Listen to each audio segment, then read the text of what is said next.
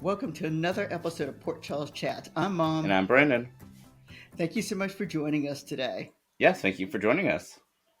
And Brandon, how are you doing today? Mom, I'm doing well. How about yourself? I am doing fine. We are here to talk about the week of August 25th through 29th of General Hospital. And just so everyone knows, the day of recording for this is on August the 31st. Technically. Anyway, so let's begin. So let's give a little recap of the week itself. First of all, Joss and Vaughn are still being held captive. Jason actually meets with Britt. Well, Britt actually sees Jason, but anyway, Jason gives Britt a burner phone and says that she can call at any time he needs her. Um, Alexis, Rocco, Molly, and Christina are served restraining orders by Drew. So they are not allowed to see Scout because of the restraining order. Danny will also be served, but Jason's not in town, so because he's a minor, no one can get that to him. Christina and Ava have words with Rick, and this happens at Alexis's house. Rick has taken Ava's money and invested it. Ava is not too happy about that, so Ava hits Rick and knocks him out. Alexis happens to walk in right afterwards. Christina's kind of in shock herself. Um, so they decide to tie Rick up and they hold him captive in Alexis's basement, or at least what their plan is for the next 30 days. And so, Brandon, what were your thoughts about this? Yeah, that definitely was interesting. The team up of all the enemies, so to speak, all blackmailing each other. It was, and I thought it was funny. I will say that Rick did admit to everything. He actually came clean with Alexis when he thought that Alexis was going to release him. And Alexis heard it and she just said, "Oh no, you're staying here." So anyway, because she knows that she's got to get everything straight back with the money that has been taken out also. And so Rick is downstairs in the basement at Alexis's house. All right. And then Molly, on another note, walks in on a moment that Cody and Ava are having. And Cody tells Cody tells Molly that Christina is paying him to kind of woo Ava. And so Molly is not happy. Molly does speak to Michael about it. On another note, everyone is busy threatening Drew. I mean, it's coming out all over the place, and everyone's acting like they didn't hear it at the same time. Let's see. Marco has a conversation with Drew and tells him that Sonny paid off the judge. Drew and then goes to see Michael and tells Michael that what Sonny did. Michael, of course, does not believe Drew, and he does not fall for anything that Drew is telling him. But Michael does ask Sonny about it, and Sonny does say that he does not do this. He did not do this. The audience does know that Sidwell is the one who paid off the judge. And later on, the judge is seen this week. And later on in that same episode, and this is on Friday's episode, the judge's body is found floating by Danny and Rocco in I guess the river or whatever it is there in Port Charles. All right. On another front, Maxie is actually still in a coma, and she is actually sent to a hospital in Massachusetts. Her family does all come, and they say goodbye to her while she's recovering. Sidwell admits to quieting Maxie, and then Curtis and Portia break up again. Gio celebrates or actually remembers his mom for her on her birthday, and he does have a nice moment with Brooklyn and Dante. Britt finds Joss and Vaughn and leaves them there. And then Stella is arrested for insurance fraud. Brandon, this to me was like a week that was actually interesting. And I thought quite a bit happened this week, and some storylines seem to move forward. Brandon, what were your thoughts, and did I miss anything? What do you mean, actually interesting? Well, you know, it was a week. I think the week prior, things were kind of stalemate, and so this was actually a week where I thought General Hospital did pretty well. It kept. I watched it. I didn't fast forward much, and I'm actually looking forward to next week. So, Brandon, your thoughts? Yeah, definitely a lot happened. I feel like practically every plot, moved forward with the exception of Joss and Vaughn, who remain tied up. Yes, they are still tied up. But I will say this, something that that did occur, even though Britt saw them, she left them there. So I think that in itself is actually moving forward, is just because she saw them. And so they're aware that each other is there on the island. Um, so maybe that'll make her use her burner phone at this time. I don't know. But did I leave anything out? No, I mean, I think that overall what you were saying is very true. Everyone's threatening Drew, Drew's threatening everyone else, and I feel like Curtis and Portia spend more time broken up than they have actually together. I think they have too. I think they have too. Oh, and I didn't mention that Isaiah and Portia had a nice little moment too. So that also happened this week. Alrighty, so let's go to our performers of the week. And actually, I didn't even have to think twice about this one. To me, Gio overall was the performer of the week. He did a very, very nice job in remembering his mom, and then he also had a nice conversation with both of his parents. And so I did like Gio today for Performer of the Week. And then my second person was actually Spinelli. Spinelli had to say goodbye to Spinelli had to say goodbye to Maxie for a little bit. And so I did like the way they handled Spinelli. All right, Brandon, who are your performers of the week? So for this week, I actually chose Felicia. Yeah, Felicia did a nice job too. She really did. She did. Yes. Any other people? Yeah, I mean, I definitely, of course, am going to give honorable mentions to Spinelli. Gio's definitely a great one. And someone I haven't mentioned in a long time for this sort of thing, probably a year, is Christina. Yes. Well, Christina was kind of funny this week. Yeah. Chris, go ahead. Oh, no, keep going. I would say Christina is truly her father's daughter. I mean, she looked like she was getting ready to take down someone, and I can't remember if it was Rick or whether or not it was Ava with some sort of poking object. Yeah, but what I thought was interesting, I mean, Julie, her father's daughter, like you're saying, uh, she walks that tightrope between being serious and being humorous in the sense that, yeah, she went all into this revenge thing, and but then took the moral high ground over Ava. It's like, wow, you tried to kill him. It's like, yeah, well, at least they cut his brake lines. Yeah, yeah. So, and that actually leads me into my amusing scenes for the week: the Rick, Alexis, Christina storyline, that and Ava. I just thought it was funny. I thought it was well written, and so I was amused by all four of them. so, so yes, I agree with you with that, Brandon. Yeah, it definitely is such a amusing scene, especially the banter between them, and especially since none of them, I think, are really that fond of each other. Even Alexis and Christina, I mean, sure, they're family and they're all nice and friendly, but I know they're also miffed at each other. So the fact that it all comes full circle and they all need each other to blackmail each other into not blackmailing each other. Yeah. So we'll see what happens in 30 days and how Rick is going to escape, where he is laying there on the table. Yeah, I bet Molly's going to figure it out. Molly and Elizabeth. Yeah, Elizabeth will know that Rick is missing. It might take Molly a little longer unless she just stumbles down to the basement.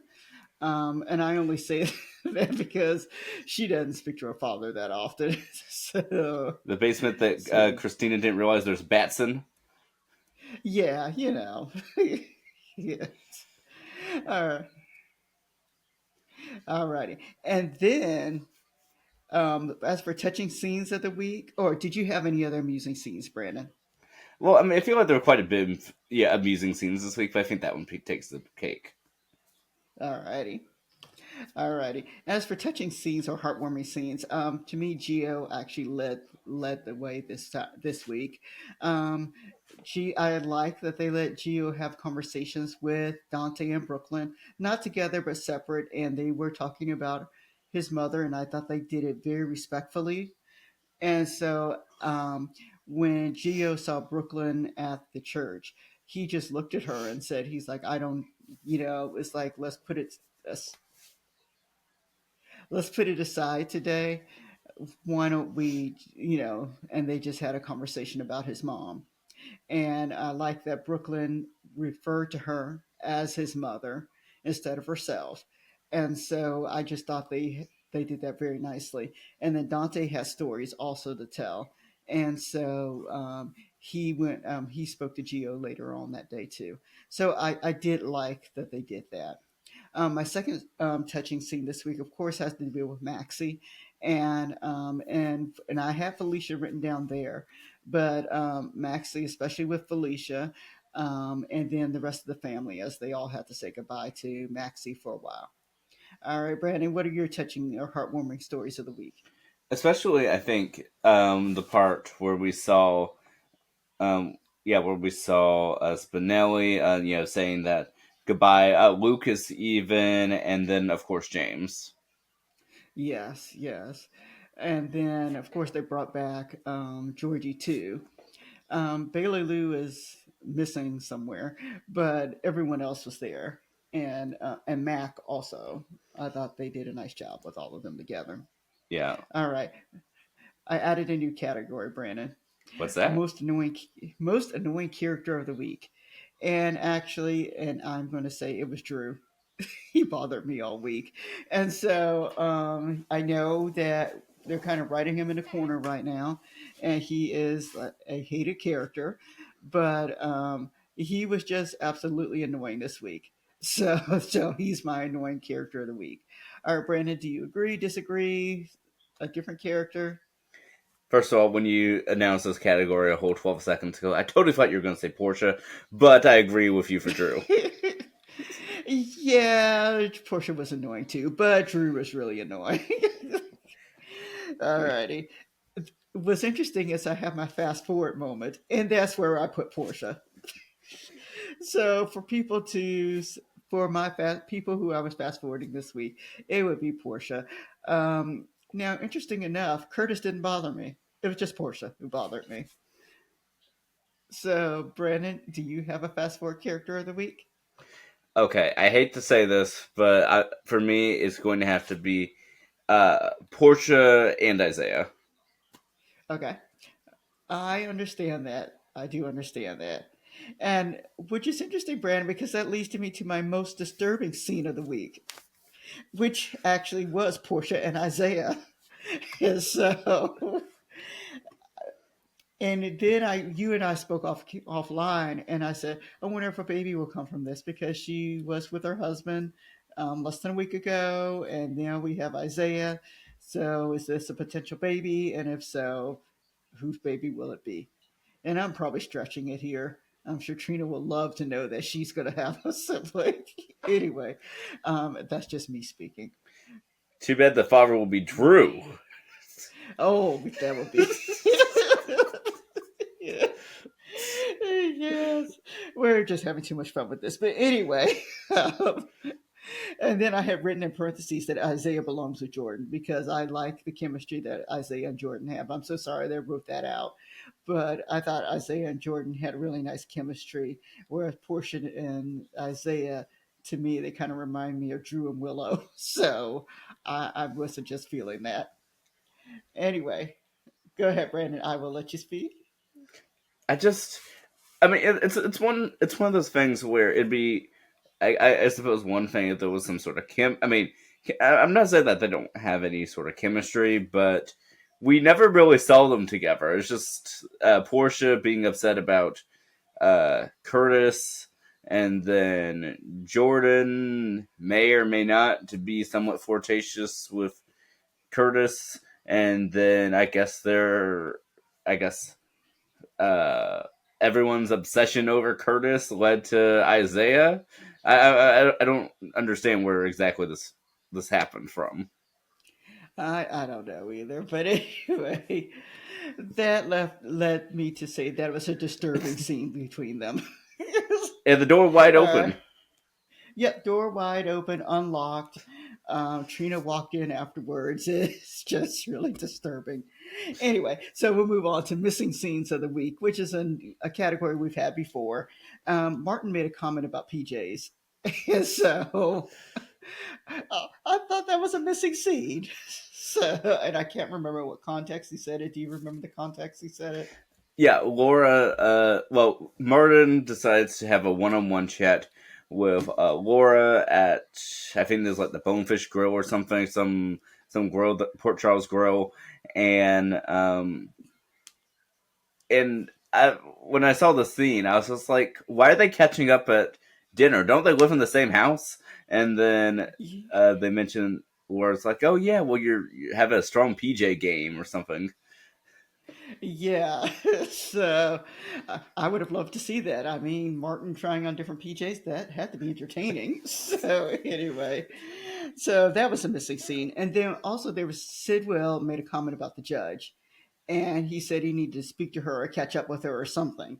And so I wish we had seen that. I know the judge was floating in the water, but before then, there had to be some sort of conversation or something with Sidwell. And so I would have liked to have seen that scene to see what the judge said, what Sidwell said to the judge. We saw her get a phone call, but we don't know what that phone call necessarily was about. All right, Brandon, any other missing scenes for you? So, I know we saw James and Cody saying goodbye to Maxie with Mac, but did we ever see Georgie saying goodbye to Maxie? No, we didn't. I don't think we did, and that was disturbing too. That they didn't, that we didn't see that. I know we saw Spinelli take Georgie, but I don't think we saw Georgie speak to Maxie. I don't think. Yeah, I definitely thought that was, uh, I don't know, a bit strange. Oh, and I guess for another heartwarming, we did at least get to see Brooklyn and Lulu come together to say goodbye to Maxie. Oh yes, yes, very true. All right, so we're welcoming back some people. We're going to welcome back James. We're welcoming back Georgie. And I think Dante was MIA for a little bit, so we're going to welcome back Dante, or at least maybe I missed him. Brandon, was there anyone else we need to welcome back? I think that was it. It might even be Chase too. I'm not sure. Um, Oh, and the judge. and the judge. Yes, welcome back to the judge. And then goodbye to the judge. She seems to be floating. So anyone else we need to say goodbye to, Brandon? Well, of course, yeah, again, goodbye to Maxie. Yeah, but hopefully it's a temporary Of thing. course. But yes, goodbye to Maxie. I feel like there was someone else that disappeared, but I don't remember who that is, but I'm sure someone disappeared. All right. And then we have the where are they? We have where is Olivia, Ned, Charlotte. Charlotte was referred to. Where is she? And I think, oh, you know who else is missing this week? Emma was missing. Yeah, so definitely those missing people. And yeah, I don't remember who else was missing. There was someone that I had just thought about. Oh yeah, where did Liesel go? Yeah, Liesel disappeared too. So we have a lot of people missing. So we have to look forward to, hopefully they'll be back next week. And then actually, for what I'm looking forward to for next week is kind of Drew. Um, I don't know what they have planned for Drew, but everyone's threatening him, so I'm assuming he's going away. I have, that's just me speaking here and predicting. But we made out a list of characters for people who could kind of go after Drew. And I came up with 28 people. I think that's what my count was. So, and oddly enough, I said who was missing for me was Jason because I don't think Jason's going to be the one to do it. But I had 28 people here on the list who could actually who does not like Drew at this time. So anyway, so we'll see what happens to Drew, and then Joss, Vaughn, and Britt. I mean, they're all in Croatia. At some point in time, I think they need to leave the island. So the question is, when do they leave the island and who's going to rescue who. So, and maybe we'll learn something new next week. So that's it for me, Brandon. What about you for next week? What are you looking forward to? Yeah, I mean, there's definitely a lot I'm looking forward to. They definitely need to get off that island and leave their captivity. I feel like there's a lot to explore with the whole Rick storyline. I think that's just humorous, and I do think Elizabeth's going to be the first one to figure it out because Luke has made a point of saying that he is now free, and obviously will flock to Elizabeth. And so, if he doesn't, I'm sure that will raise some red flags. Um, and I'm sure she would actually end up going to Christina because knowing Christina, it's like, did you try to kill Ava again? Yeah, yeah. So that'll be interesting next week. All right, anything else you'd like to talk about, Brandon? I feel like there I feel like there is some important storyline, like I said, that I'm missing. Like, first of all, whatever happened to this Professor Dalton thing? I don't know. I mean, Professor Dalton was there. Now he's gone. I don't know what's going on with Dalton. And I know that whatever they're doing in Croatia has something to do with him, but shouldn't he be seen somewhere if he's doing something wrong?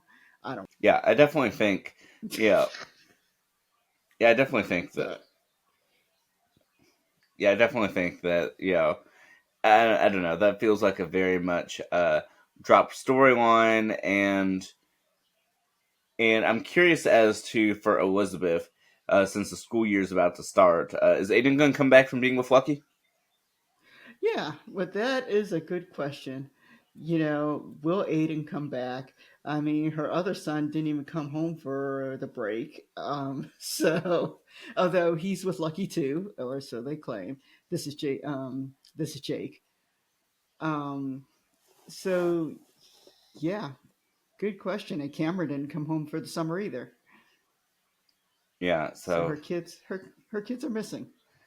yeah, so it's definitely going to be interesting to see that. And if they do try to do away with Drew, I'd want it to be somewhat of his own doing and flaws. I'd want it to be like a true mystery, someone that we don't think about, and for that mysterious person to not be Sunny. Yes, I don't want it to be Sunny, and I don't want it to disappear like with the other one. Um, you know, Jagger. Yeah, I would say the most disappointing thing for me about the whole Jagger thing is because he did enough to have been like disavowed from the FBI, but we never got to see that because he was killed first. So like, if they're going to do something with Drew, can we at least kick him out of Congress first? Yeah, yeah. He needs to be kicked out of Congress. That is very true too. So we'll have to see how this kind of ends up. All right, Brandon. Well, we hope all of you guys have a good week, and we thank you for joining us today. And we'll look forward to seeing you next time. All righty. Have a great day, everybody.